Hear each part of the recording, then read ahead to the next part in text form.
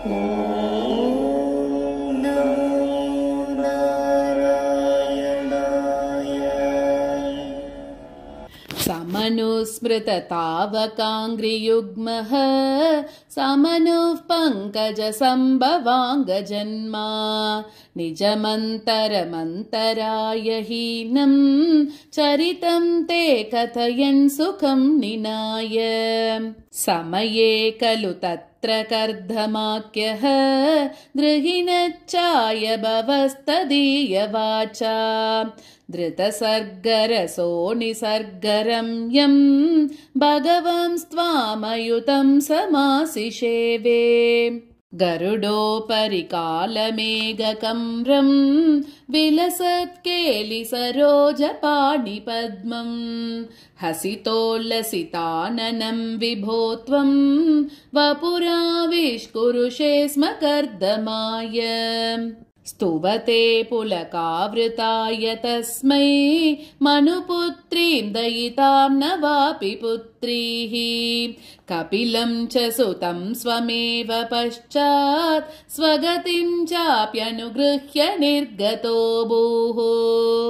समनुष्यतरूपया महिष्या गुणवत्या सुतया च देवहूत्या भवदीरितनारदोपदिष्टः समगात् कर्दममागति प्रतीक्षम्।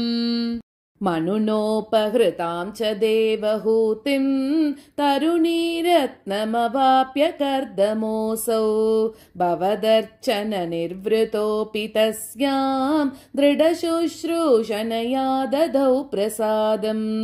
स पुनस्त्वदुपासनप्रभावात् दयिता कामकृते कृते विमाने वनिताकुलसङ्कुलो नवात्मा व्यघरद्देवपतेषु देवहूत्या। शतवर्षमथव्यतीत्यसोऽयं नवकन्या समवाप्य धन्यरूपाः वनयानसमुद्यतोऽपि कान्ता हितकृत्वज्जननोत्सुकोऽन्यवात्सीत्। निजभर्तृगिरा भवन्निषेवा निरतायामथ देवदेवहूत्यां कपिलस्त्वमजायता जनानां प्रथयिष्यन् परमात्मतत्त्वविद्याम्। वनमेयुषि कर्दमे प्रसन्ने मत सर्वस्वमुपादिशन् जनन्यै कपिलात्मकवायुमन्दिरेश त्वरितं त्वं परिपाहि मां गदौगात्।